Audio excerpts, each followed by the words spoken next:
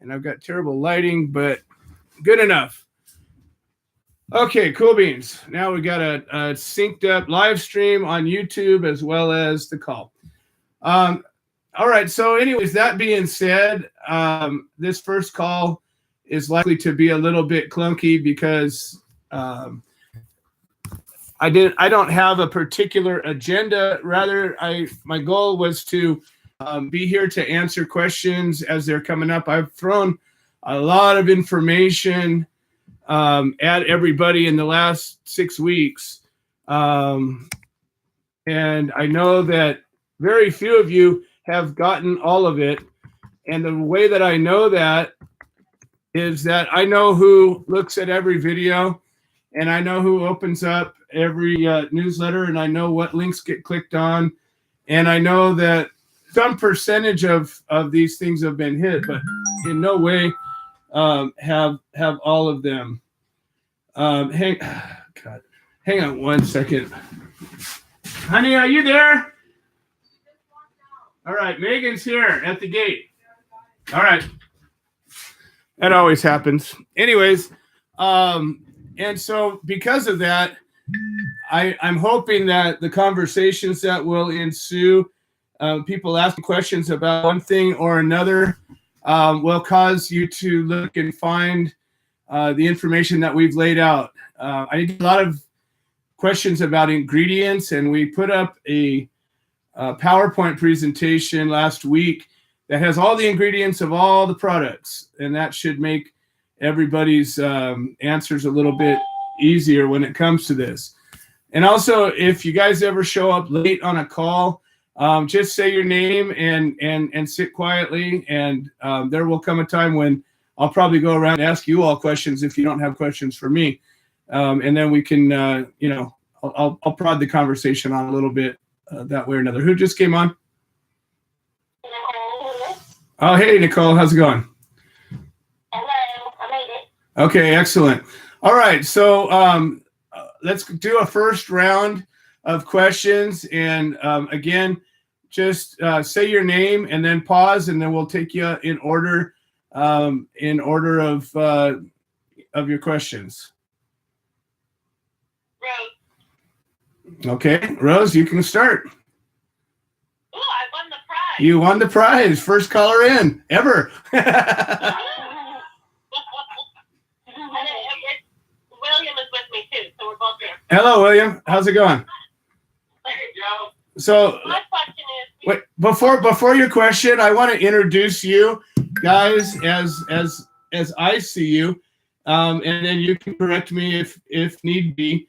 A lot of you guys that have come in recently are what we call white label clients, and what that means is that you're creating a brand, or maybe have already created a brand that is your own brand, and we're creating the product that is your brand. And so in a number of different ways this happens. Some people just take our ready-to-make products and put their own labels on them. Some people create their labels and give them to us, and we'll put the labels on. Some people have totally different packaging, and we fulfill that packaging. And some people buy our stuff in bulk, and they put it in their own containers themselves. So that's William and Rose are white label clients, and that's the type of business we're doing at this time. All right, go ahead, Rose. Sorry about that. Okay, well, no problem. Thanks for the introduction. I have two questions. One is you don't know this yet, but coming at you shortly is a rather large order. Okay, good. I love that. And there's three questions that I have inside of that. Okay. What's the easiest, most streamlined way for you to be paid? Second is, what is the best way? You know, we have our own white labels, but we're using your ingredient label, right? The plain white labels that you use. Sure. So what is the best way to get you labeled? And, you know, it seems to me like double work. So I want to make sure that we're doing that in a fashion that works for you. Sure. And then the last question is, I would like to find some way to recognize you guys and promote you, but I need to do it without saying you're the manufacturer. And I wanted to know if anybody had any experience with that, or how to give you guys kudos and props without having them go directly to you. Right. Oh, well, that's a lot of loaded questions. So, and that's good. So let's. You guys did that to me when you came out too, if I remember correctly. All right, so Yes, we did. I like that. So here, let's start with the beginning. Let's see. The first question was about the best way. Wait, was it the payments? Thank you. Yeah. Yes. So as you guys have maybe are aware, there's been all kinds of issues with merchant services and CBD products, and we've had a PayPal account shut down. We've had a Stripe account or a Square account shut down. Our banking is solid. Our company is solid. Everything is solid. But merchant services has been very squirrely with CBD products all across the board. I know dozens of companies that have had the same problems, and the ways around it are either very costly or a pain in the neck. And I've gone with both of those direction. Well, I haven't gone with any offshore processing. I just kind of refuse to pay 5-6% to process a payment. But I know some people have. So currently I do have a PayPal account, and I have no problem with it. It's now just more or less a personal account, and it works just fine. I also do Cash App, I do Venmo, and I can also do, I can still process a card through either Stripe or Square, but I've just set up personal accounts to do that. I have people that will deposit directly in my bank. They've wired funds. You can send me a check. Really, as long as your money's good, I'm not really that worried. I try to make myself as user-friendly as I can. Anybody who's worked with me knows that we've really made ease of use a focus of the company, and it's not any harder for me to process a PayPal account than it is for me to process any of the others. So for that, I think that whatever's easiest for you is easiest for me. Okay. All right. Now the second question, the labels. Now there's two ways to look at this. One way is we use currently onlinelabels.com is the company that we get our labels from.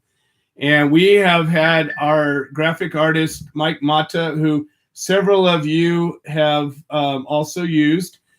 He's done, I don't know, probably 5 or 6 white label companies for us so far, and he's in the process of several more. He's familiar with all of our label sizes, already has templates set up, and for that reason, he's pretty user-friendly. You can do this a number of ways. What some people will do is they will, to do it the cheapest way would be for you to get the labels printed however you see fit and just ship them to me if I'm going to be applying the labels. If you want to pay me to go and get the labels printed and use the labels that we use in stock, you can do that. We'll figure out a fee to do that.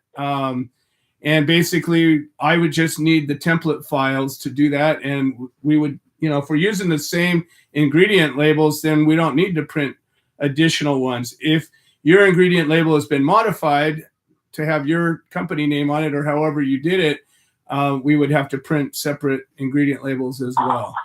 So there's a number of, I have one client who just was here today. He brought in labels on a roll. Now there's going to come a time where we're going to have a labeling machine and we're going to be limited to the types of labels that we can use. They'll have to be the roll type labels. But for now, since we're literally hand applying these labels, if you have a company, there's a number of companies that print labels fairly cost effectively. And again, we're pretty open to it right now. But as far as the ease of use goes, probably to pay us to go and get your labels printed would probably be the the simplest way for us.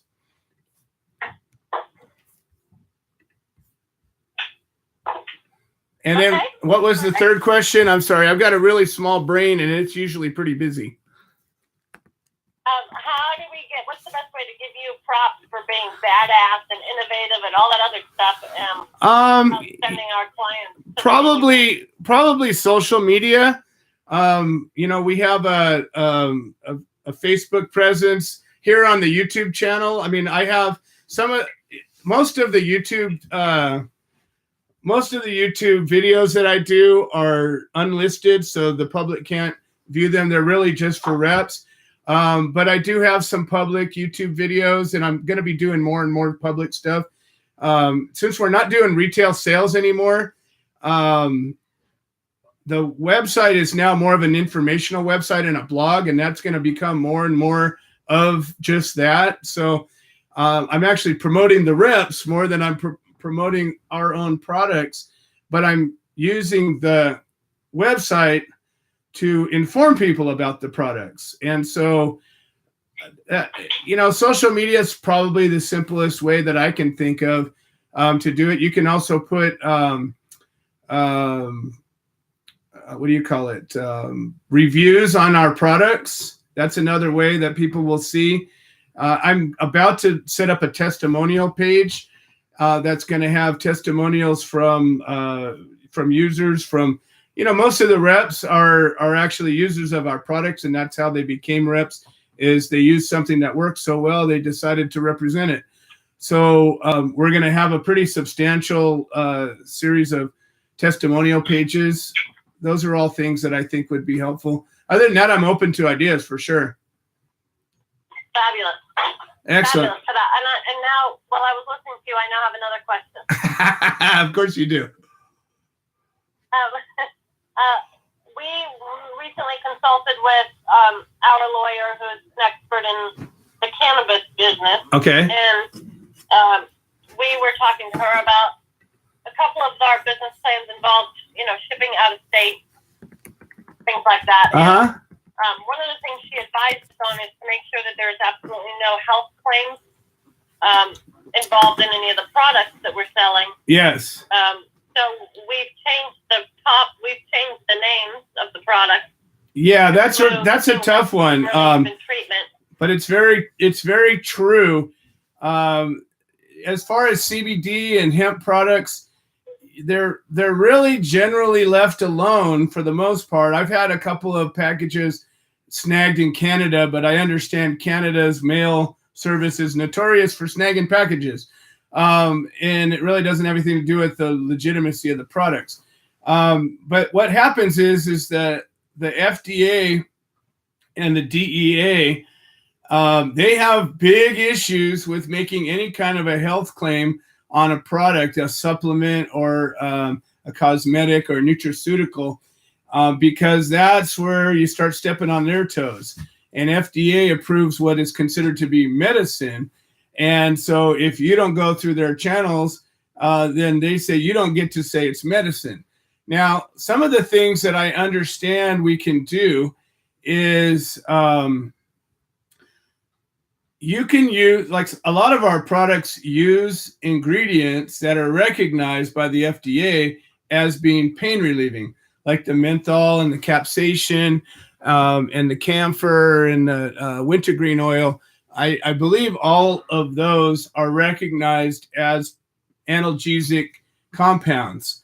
So I believe, and I've been told this by a number of different people. I've gone on the FDA website, and they're not helpful at all. They basically say, well, you really can't do this, and as long as you comply with this, but this is so vague, we'll pretty much leave you alone. So I would refrain from anything that uses the word heal or cure.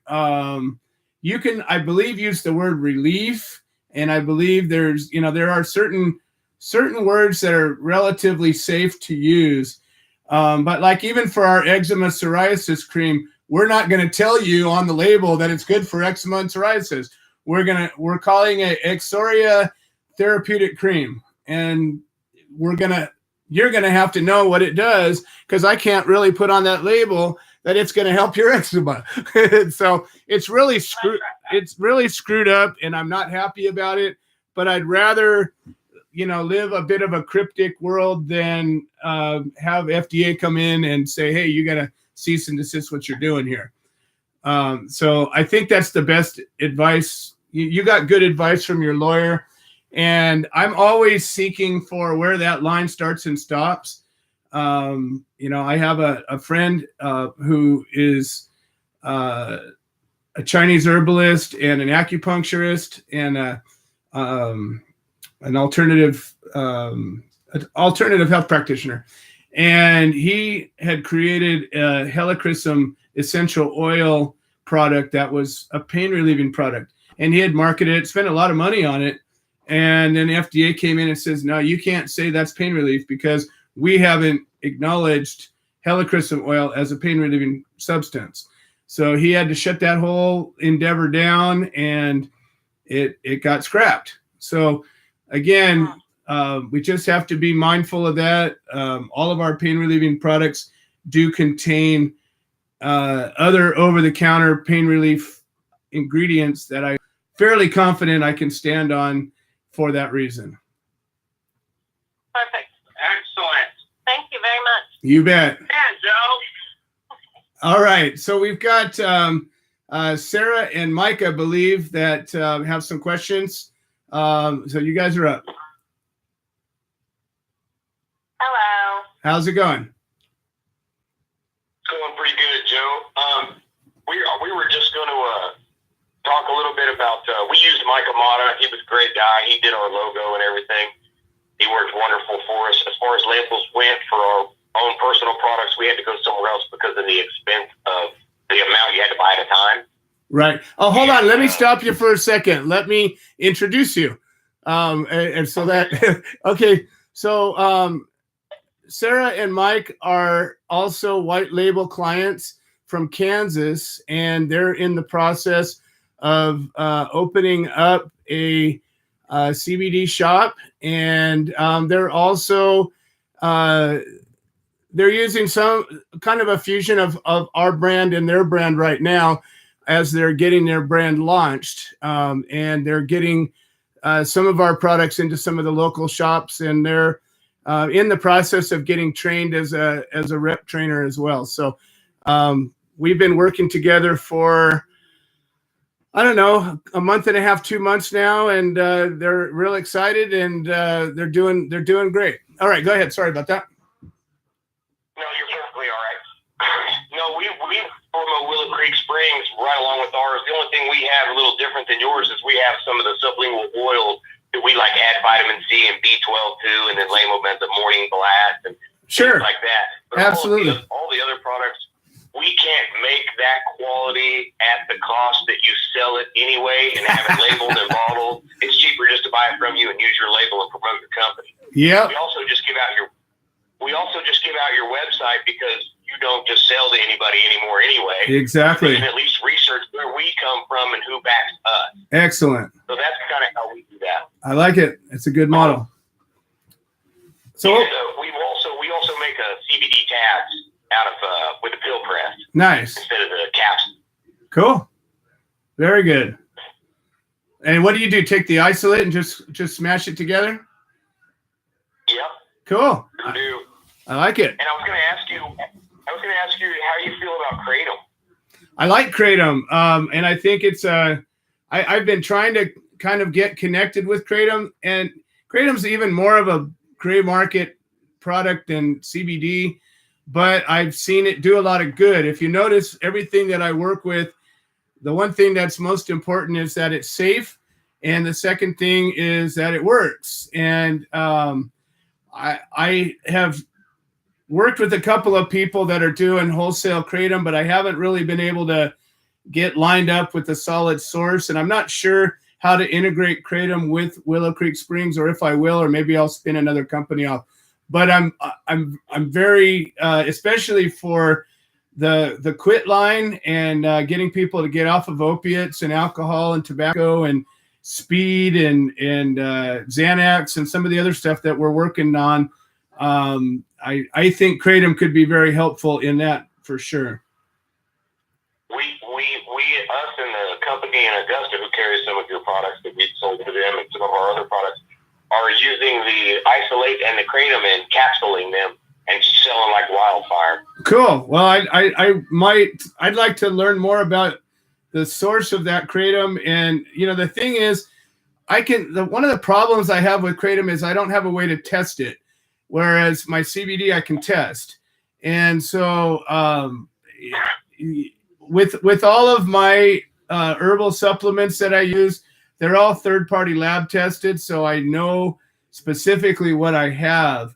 And that was always one of my, I don't know, my hesitancies with Kratom is that I don't know how to verify what it is. I can get it, I can taste it, look at it, smell it, but how do I know that it has the active ingredient that I want? And that's one of the things that I think we'll overcome that, but that's one of the roadblocks in my way with that.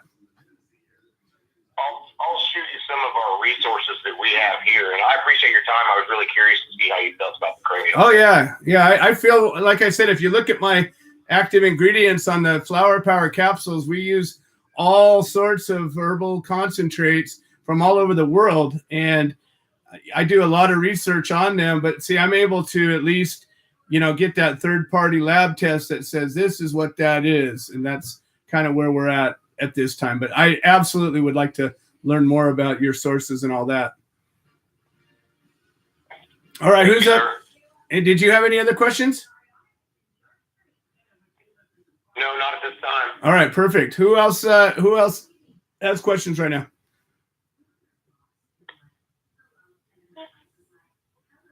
How about you, Mary? You're a very learned and inquisitive person. I'm sure you've got a question.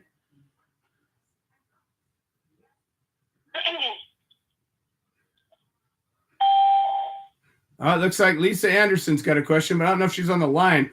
I see her on the live feed. Lisa, are you there? Can you hear me? I can hear you. Yes, I can. Oh, good. Okay, my mute button does work. It does. The questions that I have were concerning the THC, the amount of it in the CBD products, but basically they were answered on the video that I looked at. Well, let me. I was wondering about the other direction of the company as far as being a sales sales rep, and I was going to say a broker, in the Midwest here, and how we're going to go about that, and if you had any plans, or if I could help you with that, and what about other distributors? Okay, yeah, that's a good question. So Mary is what I would consider to be a distributor. She calls herself a broker. To me, I think distributor is equally a good word. Mary is a nutritionist. She's got all kinds of experience in the healthcare market, and I think that what she's working on is getting our products into retail stores. And so generally we call that a distribution agreement or distribution arrangement. So basically I have three different models of representatives, as I call them. So I have a representative which basically acts as kind of a friends and family, maybe has a circuit of people that have a demographic that they speak to specifically. I've got one that speaks to the senior citizens. I got a number of them that speak with cancer groups. I have some that are in, all a specific demographic that they're tied to. And so that's what I would typically call a rep.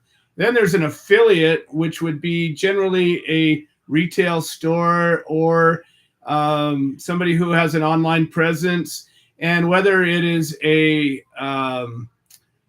representing my product or a white label version of it, I would consider that person to be an affiliate where they're taking and purchasing wholesale or manufacturer price and then retailing it. And then the third supply chain would be a distribution model. And I have a few people that are doing that. I have one in Hawaii, and I have one in Vegas, and now Mary is beginning one up in the Midwest area, up in Indiana, Illinois, that region. And this company has been growing very quickly, and I've been holding real hard back on the reins so that it doesn't, go ass over tea kettle, if you pardon my French. I want to make sure that our growth is sustainable, and that I don't, bite off more than I can chew. So as some of you have, I'm very close to getting a letter of intent from a company in Japan that will force me to grow pretty quickly, which I'm preparing to do. And I'll have a lead time for that to happen. But as we are today, I'm taking on clients that I know I can sustain, that I can handle whatever order comes my way. And as far as managing that, and as far as, I don't know, I guess institutionalizing that, we're in the process of coming up with, not only for the white label clients, but for the distributors, a more, I guess, institutional way of doing it. Right now, my model is pretty simple and commonsensical. If you bring a client in, we have our pricing that you guys are working with right now. Now that pricing is based on volume, and I've given that pricing that's based on volume to all the people that have helped me get where we're at today. But as we're growing now, we're in the process of shifting where that volume price is going to need volume behind it, and there will be another tier of lower volume pricing available. But this is it's a sound model, and it works. So basically, if you were to take our volume price that, say, has a CBD product for $10, which is pretty representative of most of our products, and you can sell it to a distributor, to an affiliate, a retail store, for $12 or $13, you can set up that price for them by setting up your own pricing sheet or taking our sheet and modifying it. And we agree on those terms, and either you can take the order from me and deliver the goods to the client, or they can order directly from us through that sheet that you guys provide, and we'll deliver to them, and they'll pay us directly, and you'll receive the difference as your commission. So it's a very, very commission-based setup when we're dealing with that, because generally you're buying it wholesale and selling it for retail. That's how you make the money. In this case, you don't have to invest in any product. You're arranging the deal. You're brokering the deal. So I guess broker would be pretty accurate for this as well. And you're going to get paid after they, satisfy their terms. And I think for now, it's the simplest way to do it. But anybody who's ever worked with me knows that I'm all about things that work. And if you present to me an option that is proven in the industry that works different from what we're doing, I'm open to it. I think that probably most everything that is valuable in the sales world has already been thought of and has been used. And I've tried to take, I've tried to take a lesson from things that already exist. I hope that's helpful, Mary. But just know that, as we're growing this and we're taking on more and more retail establishments as clients, the terms that they're familiar with are terms that we will be willing to work with. Thank you.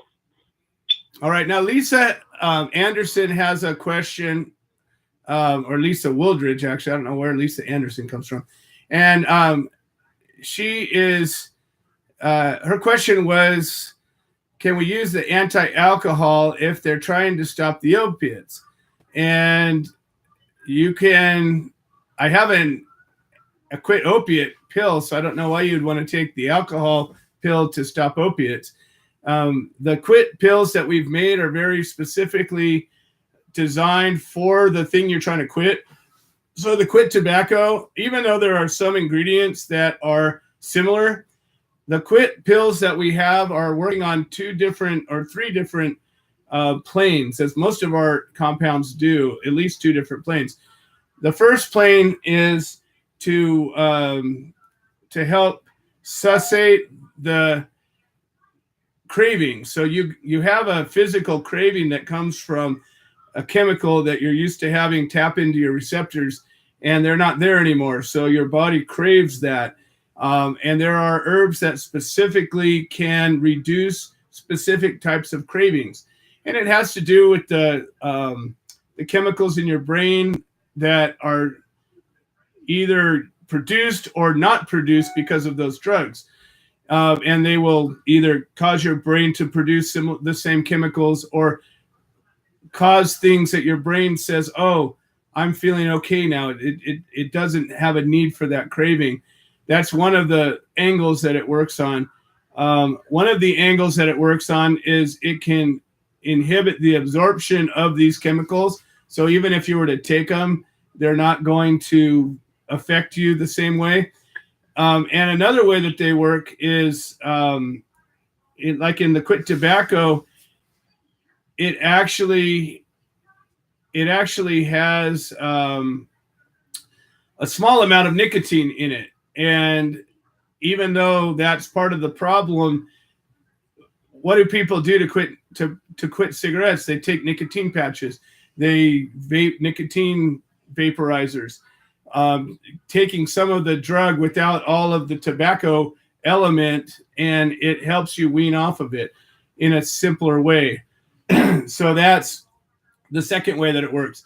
And the third way that it works is I've been through tobacco withdrawals before. I quit tobacco over 25 years ago, but it never really let go. I still every once in a while still get a craving, and I never broke down. So I know all about withdrawals, and a big part of the withdrawal is anxiety and stress, and your brain gets scattered because all you want to do is think about this thing that you're used to. And so there's a lot of anti-anxiety and calming elements to these as well. So the 3 different components work together. And if you got anti-alcohol pills with your anti-opiates, I don't know how that happened or why it happened, but it's not a conflict. It's just the anti-alcohol is better to quit alcohol. All right. Looks like Sarah and Mike have another question. Go ahead. Yeah, we were wondering because I noticed you just about got every product in the world. We were wondering. The best is yet to come. We were wondering why you don't do any of the CBD vapes. I'll tell you why. I don't do any vape cartridges. I'll make vape oil custom for people, but it's the cartridges. They fail and they leak and they have problems.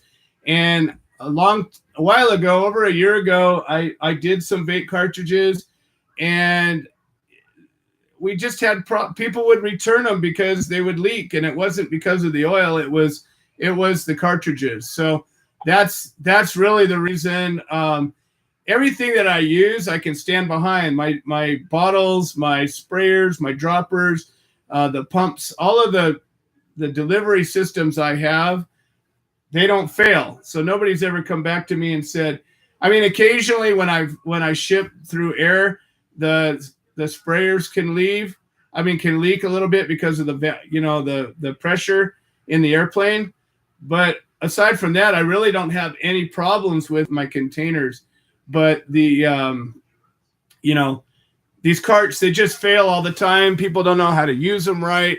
Batteries break, and people like to whine and bitch rather than educate themselves. Even good and smart people will put more effort into complaining than they will to solving it. So I hope that answers your question. Now, to give you a little taste of things to come, however, I'm working with somebody. I have a sonicator, and I'm using sonication in some of our products. And I have a client that wants me to produce a CBD oil that would be infused with different herbs, kind of like my Flower Power capsules. And I've agreed to make them. So there may be some bulk oil, vape oil that'll be available. And I have to figure out what kind of a container I would have it in, and how I would provide it and price it. But we're talking about having an energy version and a quit tobacco version and a go to sleep version, and probably some sort of a enhancement or aphrodisiac type of a version. Those are the 4 things that they came up with that I think would work just fine. My other question, I guess, will be that will any of the topicals work for somebody to get their dose of CBD for the day that has stomach problems and can't digest properly? As if you're going to try to do that, I would stay with the nano products. So right now, the nano CBD massage lotion, and the psoriasis eczema cream are the 2 that I have that has nano in it. However, the next family of creams that's going to be coming out is all going to be nano. There will all be nano. So that's the difference is, hang on one second. I got somebody trying to call in, and sometimes there's like an alternative line. Try again. Sometimes there's an alternative room. That's probably her. Is that Lisa? Yes. Oh, good. You made it. All right. Excellent. We got a bunch of us on the line, and we're having a good little party. So the question that Mike had was, is it possible for somebody to get their daily CBD dose through a topical? And my answer thus far is that you would have to use the nano CBD to really be able to do that at all.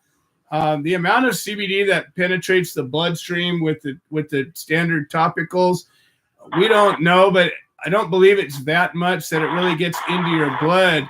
It really goes after the pain locally where the pain is without really passing through the bloodstream. But with the nanoparticles, they're so small, they're 30 nanometer size, and having them in a cream that has a water phase and an oil phase, it becomes a liposome type molecule. And I believe, especially if you were to add a little bit of a hot towel or something, you could really ingest. I know people that have gotten high from the THC nano topicals that we're experimenting with right now. So if the THC will get you high, then CBD should do what it does. So I'm unveiling a it comes in a little 10 ml bottle with a roller on it, and I'm calling it High Performance Pain Relief, and it has both full-size molecule and nano CBD in addition to the other pain reliefs. And hey, can you put your line on mute, whoever's tromping around in the loud place?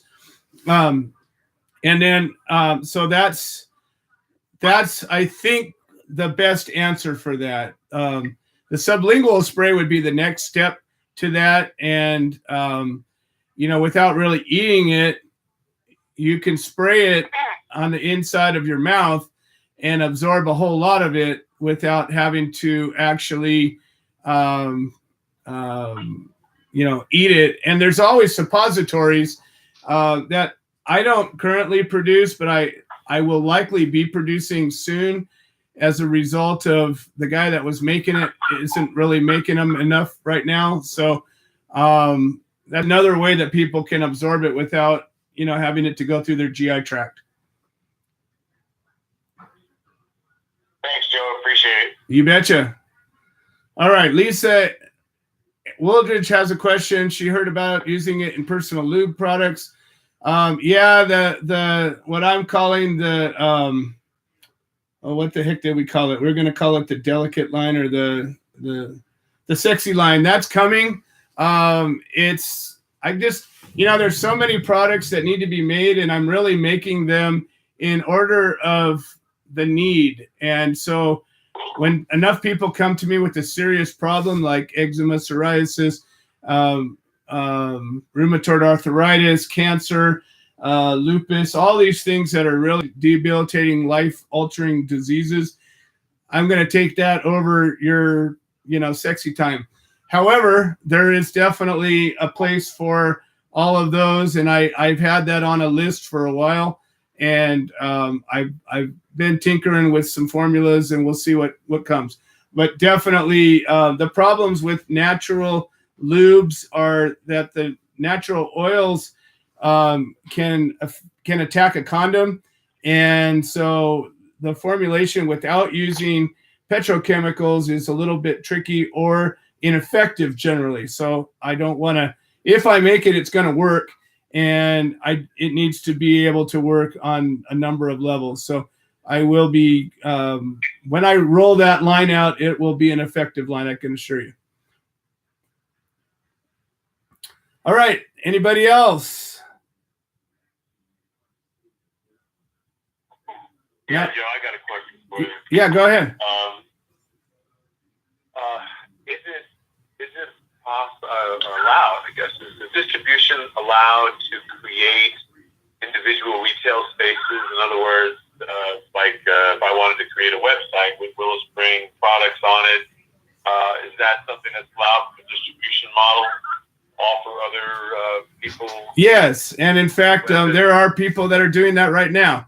And so one of the things the reason that we stopped doing retail was simply, I value the quality of our company, and there's only so much of us to go around, the core, that when you're dealing with all the retail customers, it just stopped making sense when a retail client's going to come to me with the same amount of questions as a rep will, but they're going to order 1 to 10 items, where the rep is going to order, 10 to 500 items, and they're going to have the same questions. And so just really for practical purposes, we've removed ourselves from the retail market, but that opens the door for you guys. There's nothing that says you can't put up a website and sell our products. There's no problem. The only thing is, if you do put up a website and sell our products, you better represent them the way we do. And I will have no issues with anything you do.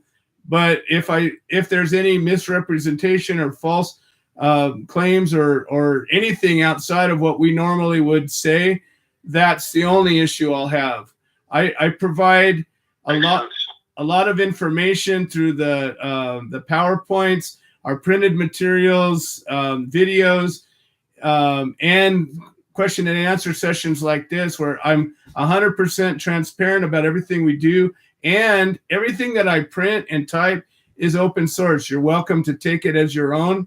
I have no issue with any of that. The proprietary element of my products are in my brain, and I'm not worried about that. So yeah, and Sarah and Mike asked if I mind if they share their website so people can see what they've done. Absolutely.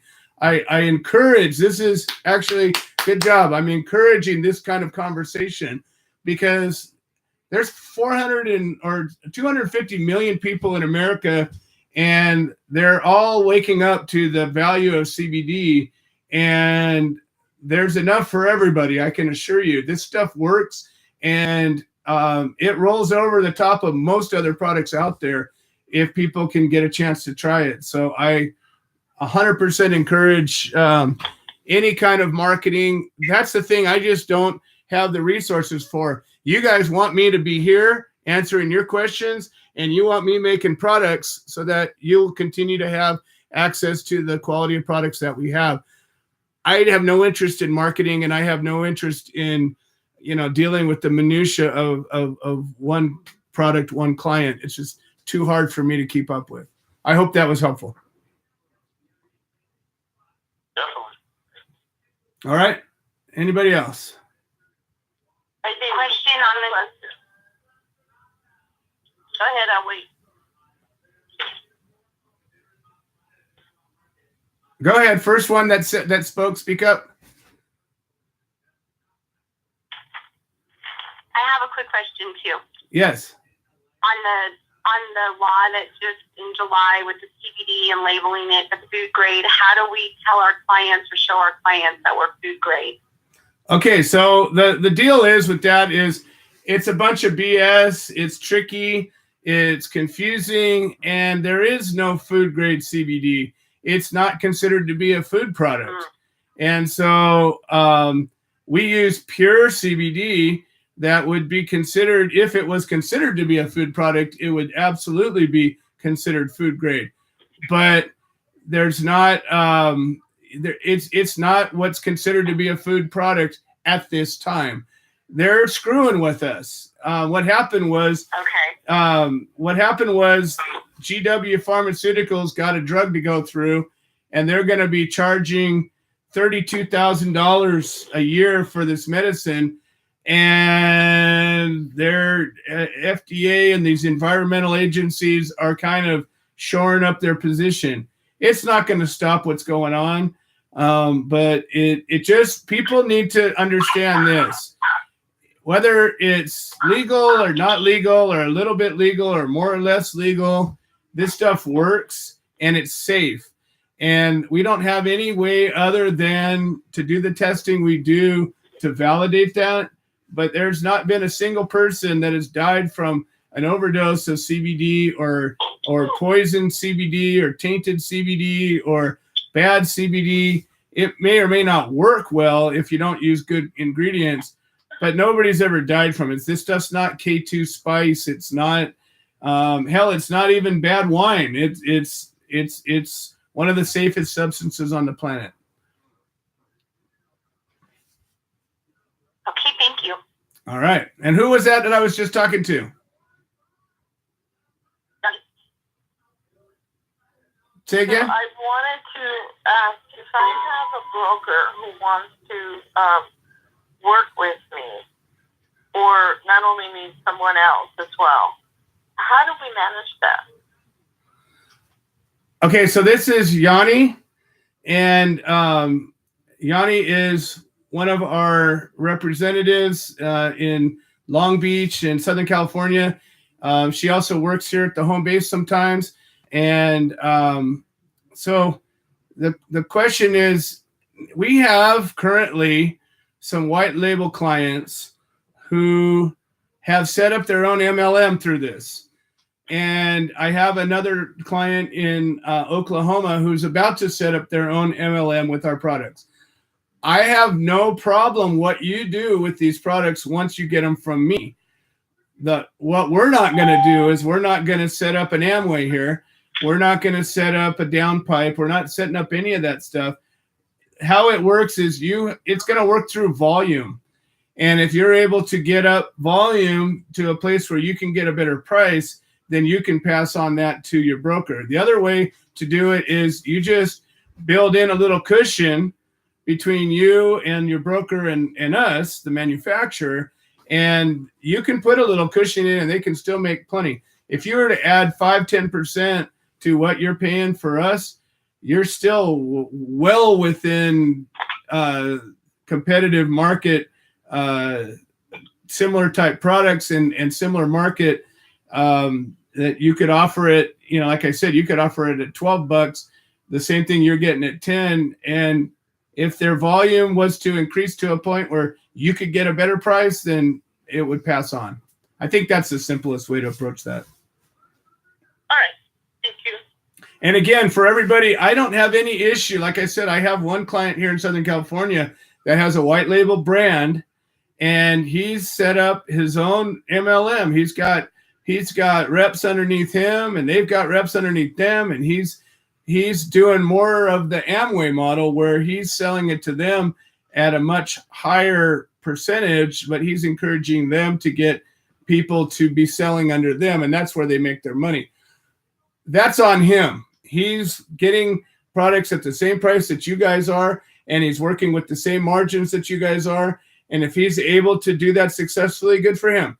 but that's not something my company is ever going to get tied up in.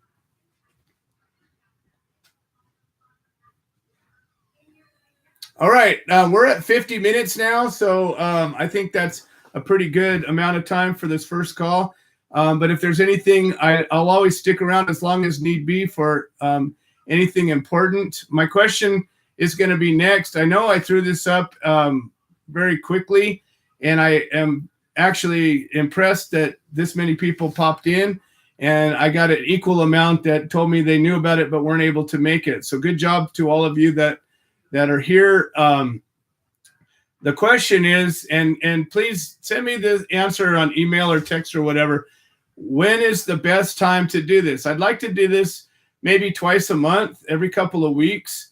And if it's quick because everybody's up to speed, then it'll go fast. If it's long because we just rolled out some new products or there's a lot of new questions, then it'll take a little longer. But I think this is a good vehicle to bring everybody up to speed and get a sense of the company. We're almost 90 reps deep now on some level or another, and some of the reps are a little more than friends and family, and some of you guys are launching some pretty powerful businesses, and so we're excited to be a part of all of it, so that what makes this company special is that our focus is on the products. We want these products to heal the world, and they do. And so anybody who has worked with us and has come to us with a specific need or got it, if you guys had this, that would sure make a difference. Usually one way or another, we step up and we dig in and we explore it.